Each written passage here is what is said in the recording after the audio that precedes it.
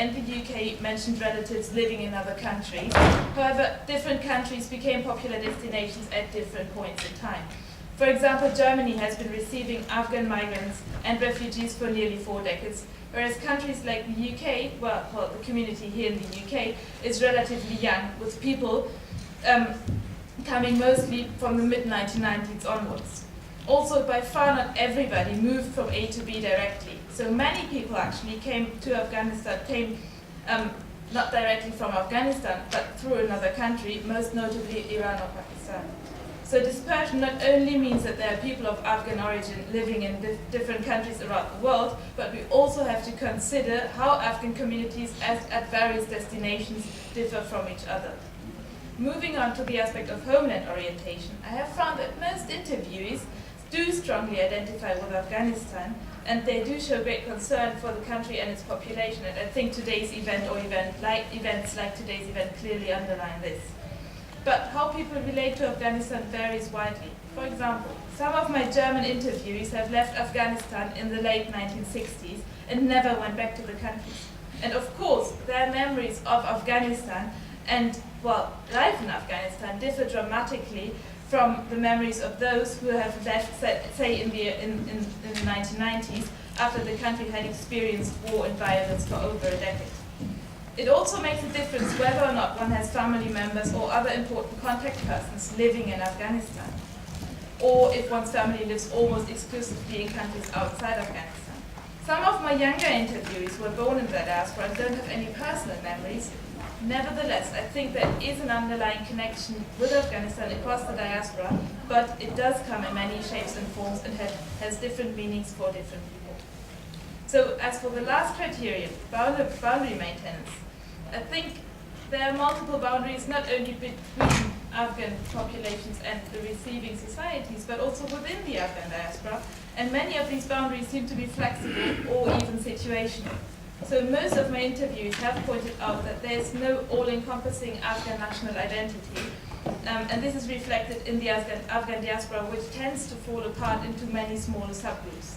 Some of these subgroups are defined by family ties, whereas others may be based more on ethnic backgrounds or political attitudes or religion.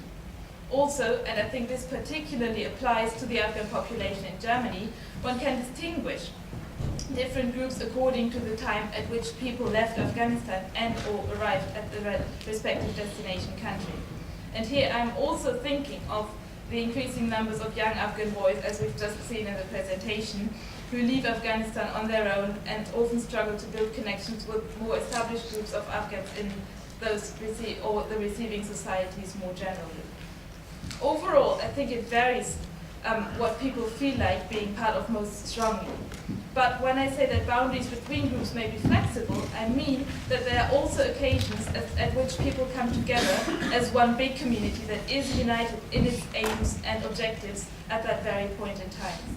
So these can be festive occasions or events or organizations who are declaredly reaching out to all of the Afghans, or to all Afghans, as for example, today's event, and especially Afghan and Central Asian Association. Perhaps, well, also the diaspora workshop which you, Jared, have recently coordinated and organized with your colleagues at BARC was one of such examples. So in the light of the complexities of the Afghan diaspora, I think it is important that we do not use the notion of diaspora as a blueprint, but that we pay attention to the particularities and the implications that mark every single case and every single question. So I suppose that most of you are very well aware of the points I've just outlined, and you can certainly add many details to support, illustrate, or perhaps amend and correct them. On the whole, it seems that the Afghan diaspora is subject to constant change and ongoing development. And this process entails many challenges and opportunities, of which I will sketch a few that seem particularly important. So, as for the challenges, many of my interviews have pointed out that making a living in the UK and establishing themselves here may entail difficulties. So there are many administrative hurdles, for example, when it comes to obtaining a secure legal status and a long-term residence permit. And in this context, especially the situation of, again, young unaccompanied Afghan minors emerges as an issue of growing concern, as these people not only experience hardship over their journeys to Europe or during their journeys to Europe, but also continue to confront an uncertain future upon arrival. Language and economic aspects often present further challenges that people are confronted with, to varying degrees, of course. Another aspect, which is not necessarily reflected in theoretical accounts on diaspora, derives from a feeling of living in between two worlds without fully belonging to either of them. One British Afghan once mentioned to me that there is nowhere we really fit in. So we don't fit in the British culture and we don't fit in the Afghan culture. We start to wonder what we are, we start finding our way.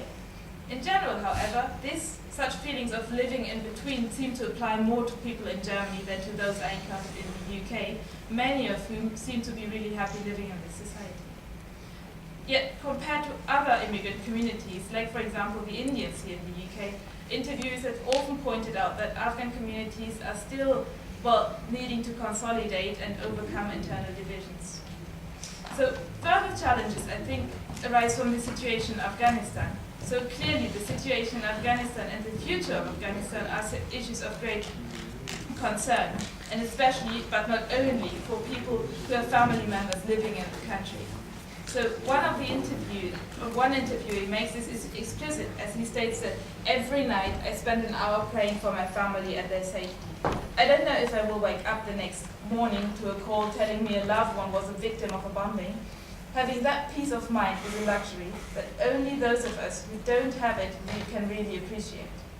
So, although Afghans in Western countries of the diaspora live in peace and security themselves, the uncertainties marking Afghanistan's present and future form integral parts of their daily lives. But, as we have pointed out throughout many of the presentations today, there are loads of opportunities as well. So, speaking from my experience among the diaspora, in both countries, Britain and Germany, I encountered a high degree of commitment to the welfare of Afghans living either in the British or German society, but people are not only concerned with the local communities, but also dedicated to enhance the well-being and future prospects of people in Afghanistan, obviously. So this seems to apply to Afghans across all generations. I've been impressed by the continuous work of Afghan organizations, some of which have been around for several decades, while others were set up only recently. Here in the UK, for example, we have organizations such as ACAA, the Afghan Professionals Network, or also Paiwant organization, and many others who are doing great work involving commitment of individual members, or especially high commitment of individual members. And I also found it very encouraging to observe the growing numbers of young people who are eager to contribute and get engaged. In Germany, for example, just recently, a group of young Afghans founded an Institute for Afghan Studies, which aims to support the empowerment of Afghanistan's civil society. So notwithstanding the existing challenges, I'm sure that such initiatives help building bridges between the Afghan society and the Afghan diasporas worldwide. And with ample support of the UK government, the Afghan government, the international community, or independent funding bodies, I am sure that their role and capacities can be greatly enhanced. So lastly, the Afghan population in countries of the diaspora crucially contributes to fostering also an alternative narrative and paint a more complex picture of Afghanistan than is often provided by the main media outlets, especially here in the West. So I will leave it at that for now, as I'm very curious to hear your opinions and comments during the discussion later on.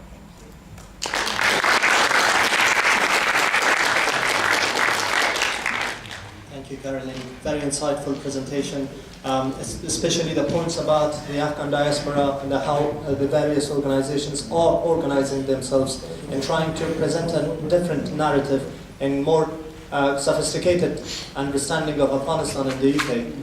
Perhaps when the international attention is waning from Afghanistan, it is important that the international community, particularly involved countries like the UK, have a deeper understanding of the Afghan issues and opportunities. Carolyn also mentioned about the absence of all-encompassing Afghan identities, which lead me to a discussion. Leads me to the second panelist. Our Ms. Khadija Abbasi, who is an anthropologist. She is a PhD candidate in anthropology and sociology of development at the Graduate Institute Geneva. Her PhD research is an autoethnography of Hazaras in diaspora, including Iran, Afghanistan, and Europe. She also works part-time as a research assistant for the University of Zurich. The research is focused on the Uzbeks of Central Asia, and she covers, with a professor, Uzbeks of Afghanistan. May I call upon her to present her speech? Thank you for inviting me, and I'm very pleased to be here. As Caroline mentioned about the Afghan communities in Britain, my presentation will be about one particular communities of Afghans in diaspora. You might know that Afghanistan is a very diverse country, and consequently the Afghan communities in Europe also are very diverse.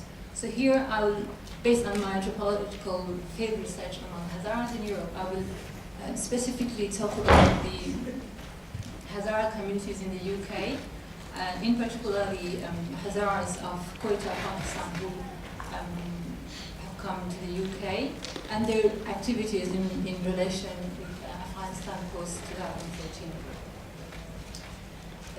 As I said, Hazaras in the UK is a very diverse community in itself. We have communities of Hazaras of Pakistan, Hazaras of Iran, of Afghanistan, Turkmen Hazaras, Sunni Hazaras, Somali Hazaras, and so on.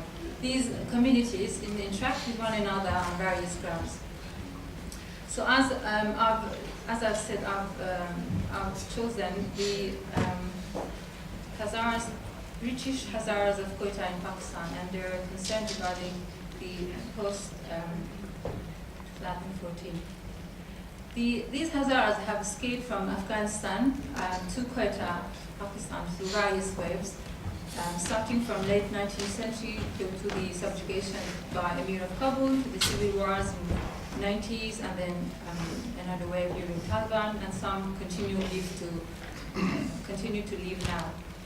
The Hazaras in the UK hold a very transnational network, which means they are in contact with their families back in Afghanistan, and sometimes in Iran and Afghanistan.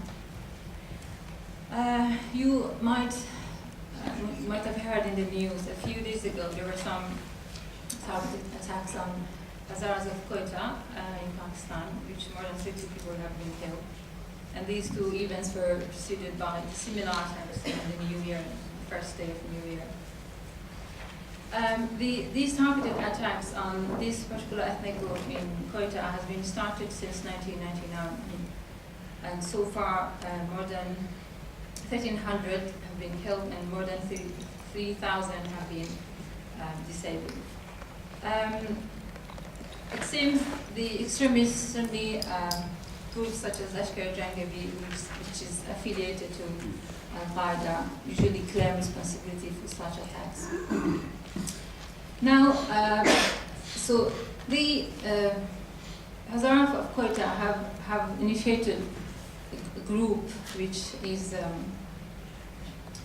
called HAPP, Hazara All Parties Parliamentary Group. So through this somehow lobbying group, they try to raise concerns about what's happening in the Quetta and how the situation in Afghanistan is going to affect their families back in Quetta. So these British Hazaras of Quetta seems to be very pessimistic about the situation in Afghanistan after NATO withdrawal. It is widely believed that once international forces leave, Afghanistan will fall back into the chaos it experienced through Taliban regime. I think the fact that we've heard about the massacres that ethnic groups such as Hazara experienced in Taliban, so it's very, I think, easy to understand where they're coming from. If Taliban comes back, they somehow can predict what's waiting for them. So many British Hazaras believe that Hazaras of Afghanistan are considered as an ally of the international community anti-Taliban. So the Hazaras of Quetta will be targeted. The consequence will be also center they would receive that. The claim is backed with the fact that Taliban-linked Ashkari Jangari has already threatened to eliminate Hazaras from Pakistan in Quetta, and they've been warned to that Quetta will be their territory, which is backed by many threatening letters that has been sent to the households in Quetta. So British Hazaras of the Quetta believe that the fact that Taliban in Pakistan has not been tackled seriously by the government, and for the purpose of countering political insurgencies within Pakistan. They also believe that as they are predominantly Shia Muslim, that has also created a false perception that they are Iran's ally, and this will make them targets for the regional related insurgency, alleged in Iran and other proxy wars that are being fought in the region. So now the group they are trying through which to raise their base is Hazara all-party parliamentary groups. They have these type of groups are somehow informal and cross-party interest groups that have no official status within parliament. They try to cover many and diverse fields. Some of them may exist a couple of decades, and some may last just on the issue and the case itself, the group will also dissolve. So Hazara Al-Party's parliamentary group has been formed to raise awareness of the human rights situation of Hazaras within the UK Parliament, and they try to use this opportunity to protect the rights of Hazaras in Pakistan, Afghanistan, and encourage UK government, international and national organizations to act on them. So the group hopes to encourage British government to condition its military and civil aid to Pakistan in order to encourage them to increase respect for minority rights, particularly Hazaras. They also hope that through this group they would be able to push the Pakistani government through the UK government to control and reform religious madrasas that provide training and ideological support to the extremists. As the US-led NATO forces complete their withdrawal if that's the case, they would also want the UK, they would try to encourage the UK government to ensure that minority groups, including Hazaras, won't be left at the mercy of extremists. All the strategic partnership and financial aid and with the Afghan and Pakistani government should be conditioned with their human rights standards. They also urge the UK government to encourage India and Pakistan to resume peace talks with the Taliban, but of course it also depends a very clear mechanism on how this negotiation is going to take place, considering the experiences they had during Taliban reign. And I think the negotiation depends and also on a fair and just election in Afghanistan, where all parties are satisfied with the result. And that may help to this fragile stability that we are experiencing in Afghanistan. And that might put Afghanistan, the Afghan government, in a stronger position to initiate meaningful talk with Taliban. So that's also they're aiming to have a clear negotiation strategy that will serve not only people of Afghanistan but the neighboring regions, including the minorities who are more likely to be affected. That's it. Thank you. He is a translation security assurance expert, trustee, advisor, and founder of NFIB, which is the National Fraud Intelligence Bureau, City of London Police. He will be addressing host country good practice in working with diaspora and community groups. Mr. Khalid. Thank you. Does this microphone work? Or, sorry? It's on the top. It's on here. We Thank you for the introduction. Thank you for the invitation, Dr. Nassini and Nassim, for giving me the opportunity to speak. This is something that I do feel passionate about.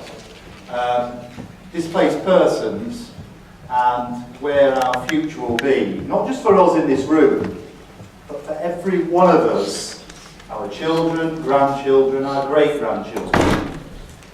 And that occurs for every group and every society on our planet. And let's begin by remembering that. That's not me, by the way, up there. That's, okay.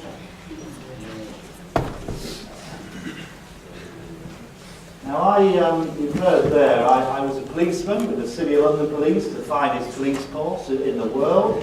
And as you'll gather from those who are good at accents and dialects, I'm not a Londoner. So I am, I suppose, a displaced person myself. I'm from Yorkshire, which is in the north of the country, and we never lose our accents, which you'll gather. Which means most Londoners can't understand us, so, which works really well. We also can't spell.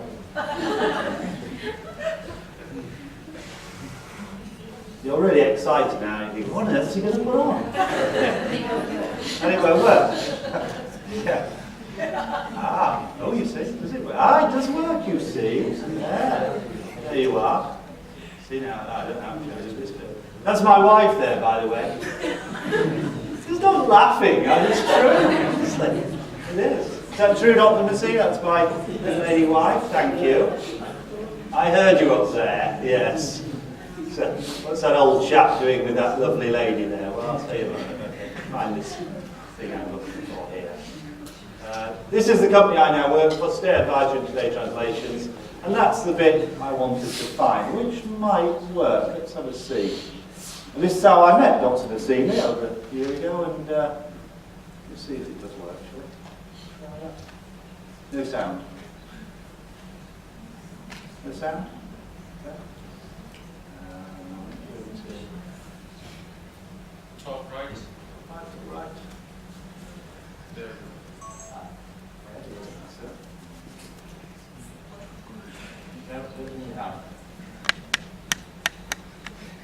I will talk to it though, in that the principle here, how we met, was it was brought to our attention from one of my colleagues in Today Translations about the plight of Afghan linguists being declined the right to reside here, having served with British and American forces and been on the front line 3-4 years, and not having the opportunity to apply at least for the opportunity to leave the country or have certain facilities.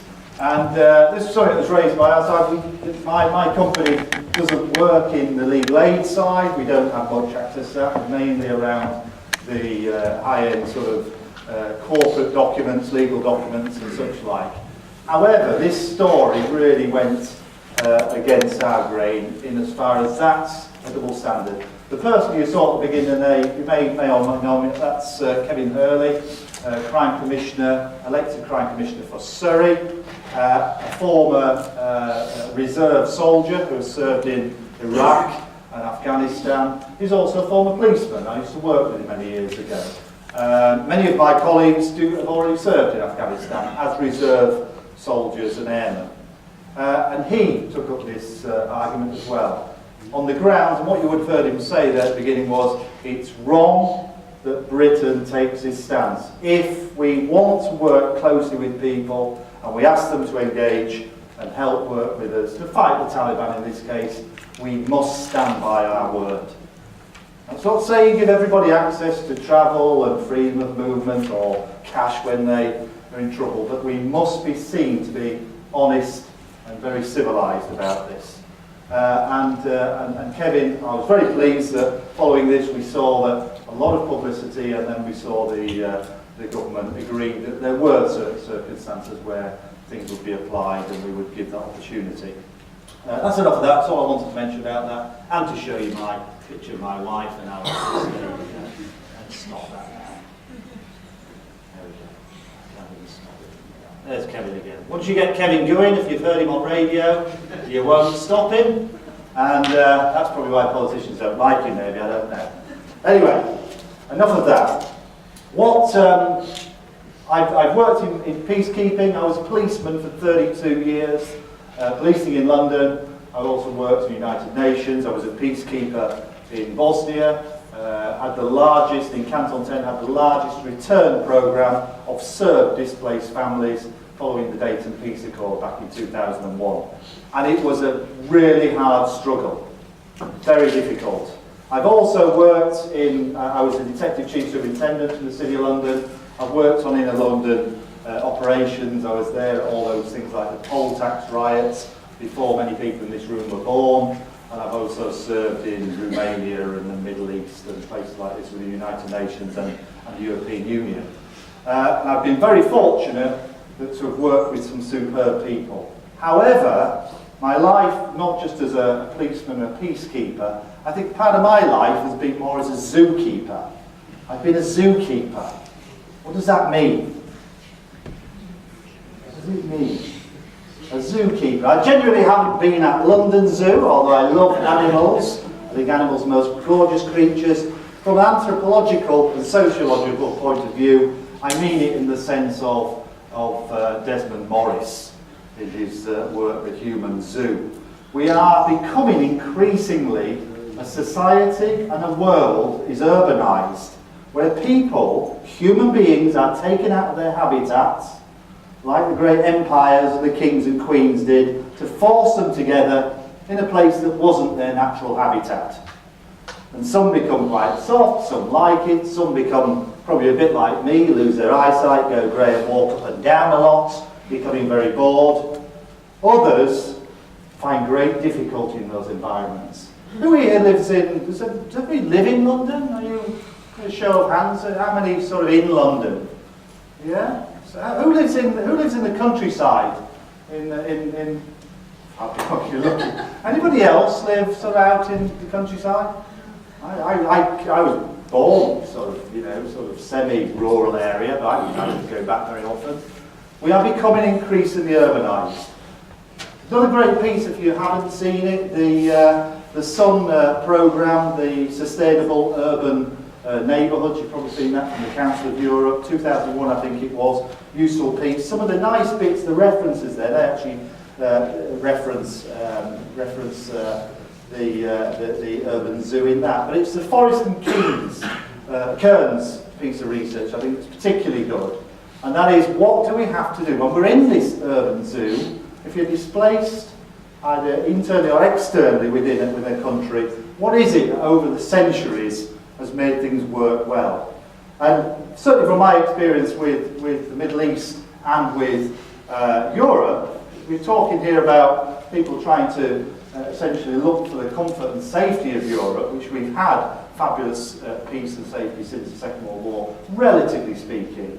And yet within Bosnia, we're still seeing difficulties. Dayton Peace Accord has not been followed. We heard earlier about the troubles in Europe alone. And Cyprus being another fine example. So what is it that works in London? I've policed London for 29 years, and it does work pretty okay. It's still one of the, we're all living in a zoo, which is pretty well, nice place to live, isn't it? Generally okay. I've been a victim of crime and I'm a policeman, you know. I was a victim of crime my last year of policing. Somebody tried to rob me of my coffee on the way to work, outside the police headquarters. Can you imagine how embarrassing that was for me when I couldn't catch him? Yeah? And he was older than me. I joke, I do joke. The seriousness is that London has problems. But look at the nature of our last 500 years, 1,000 years. Old Brits and Anglo-Saxons like me would try to say, we never quite got over the Romans, the Vikings, they were a little bit troublesome. Quite a lot of us got blonde hair and ginger hair in the north because we never quite coped with immigration. Today, we're in that next stage of the same problem. Now, I think some of it's around great governance and the way that communities operate in the United Kingdom. The fact that the empire that was the British Empire, kept certain things. I just want to touch on those in a couple of minutes of my talk, what I think they are, why they're important, and what you can do, what I can do. And I'm particularly going to point out, as we go through, some of the younger people that I've spoken to are academics. I can see them here. They are the brains. And I'm picking on them, not because they're the people that are more my age. It's because you hold the key, and I'll explain why in just a moment. What is it that we can do within this country and to learn from, and what could other nations do? And the answers are in that Sun research on the Council of Europe, the Forest and Cairns side. Empowerment is essential.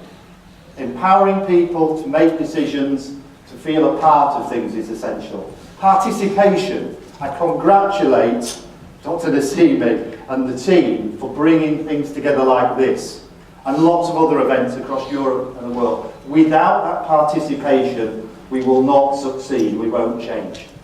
There's also the issue of association.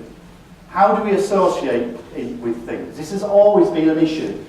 If we can't come together in areas of conflict, but then by taking people away, Dayton Peace Accord, I think, was at Camp David.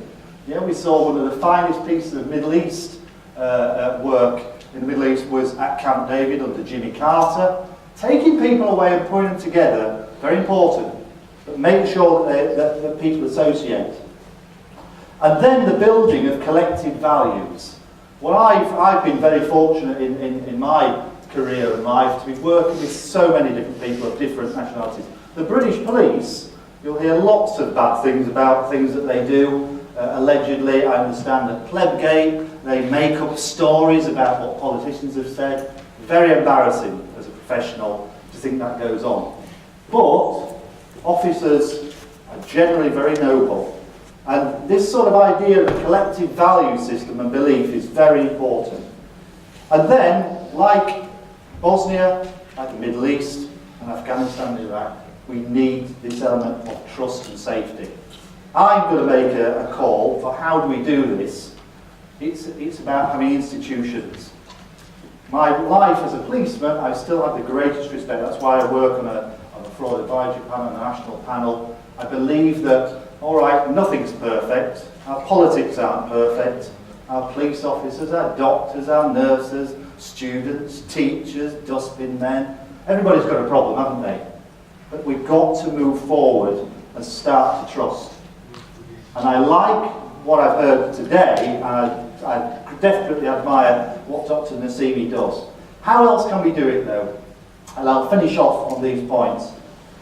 That I could go into for some time. The idea of coming together. I'm not saying don't all go off and join the police. There are lots of very good people in the service from different nationalities. It's a great career, but there are other things which people can do. Arranging social groups, education and networks are the secret to breaking down divisions. It really is, but it's got to be doing things. I see people, I've worked in places where I've been overseas, when I've been in Italy, everybody sits there talking, but, well, can somebody do this? Can we have a volunteer? Oh yeah, I've got to find some papers. This has got to be the time of change, is people do stuff. I'm not a fantastic negotiator, diplomat. I wasn't the best police officer. I had trouble, as you saw with the computer, turning on tape machines. Yeah, somehow I made it to a detective chief superintendent, setting up national units for the Attorney General. Quite odd, really. Maybe she didn't understand my Yorkshire accent or something and thought I was more intelligent, you know. That's the truth. My children, my daughters, very bright, very hard-working, but also they've got this idea of collective spirits. And this is what we've got to move forward. And on that point, I'll give one example of how can that work. It's about people working with, when I worked on an operation for 4 years, I was an on-call officer for London for a cultural communities resource unit. I'm not sure the Metropolitan Police still runs this, but it was one of the best schemes I'd seen. The system was that officers, support staff, civilians, and their network could register on a confidential database. It was bigger than this, it was an old computer in those days, very secure. The idea was that if there was an incident, and on a weekend I might get 2 or 3 incidents when I was on call. Example I had, one particular minority community in North London had a kidnapping. Now when somebody gets kidnapped in London, if it gets reported to the police, I can assure you the best response in the world comes from Scotland Yard. Not from my old force, the City of London, they deal with financial crime. Very good.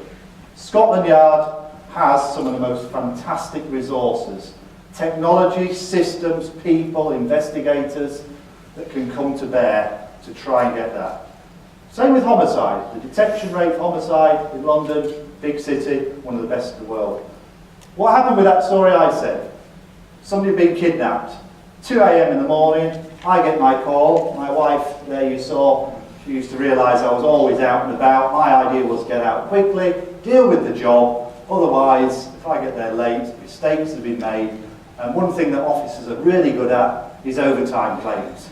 So if I don't get there quick enough, oh well boss, you told me to turn out and I've started the investigation. Yeah, double time, nice money. Get there quickly, deal with people, see the victims, and on this particular case, local information from local people who we had within the service said, no, I've made some inquiries, I've heard and spoken to the family, this is not a kidnap, it's an argument in the family. That saved about £50,000 of taxpayers' money by people talking with the police and trust. You don't get that overnight. What can you do and why? Everything I've just said. Education, helping to build trust and networks, looking at London and what it is that brings us together. Why do we want to do this? Don't think about, as politicians do, the next election. Think about our grandchildren, our great-grandchildren. What do we want this place to be like? And if we want to build jobs, prosperity, you saw my wife's company there. She's a migrant from Eastern Europe, from a small investment to build a network of 2,500 linguists, working for 200 different companies, creating jobs and prosperity. That's in your hands, and I will embarrass the younger academic people here, because you are the ones that can change this, not the old guys like me who've done a bit and other things. Yours is the change, and that's why you must do it, to make this a better place. Thank you.